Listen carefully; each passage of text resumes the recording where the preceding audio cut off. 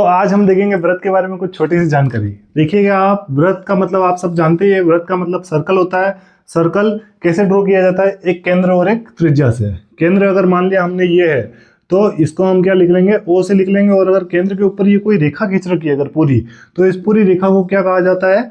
D. D को हम क्या कहते हैं? डी का मतलब होता है व्यास। व्यास मतलब डायमीटर, ठीक है ना। और अगर इस केंद्र से इस व्रत तक की जो रेखा है, ये दूरी है, इसको हम क्या कहेंगे? त्रिज्या। त्रिज्या मतलब होती है आर।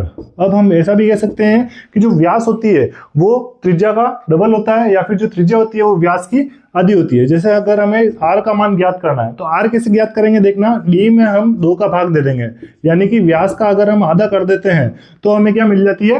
त्रिज्या मिल जाती है। अगर पूरे वृत्त पर ये केंद्र से होकर रेखा जा रही है तो व्यास है। परंतु अगर एक ही ऐसे ही वृत्त पर कोई अगर पास में से होकर निकल रही है, या फिर किसी वृत्त के इधर बाउंड्री से होकर गुजर रही है, तो ऐसी रेखाओं को हम क्या कहेंगे? ऐसी रेखा हमारी क्या कहलाएगी?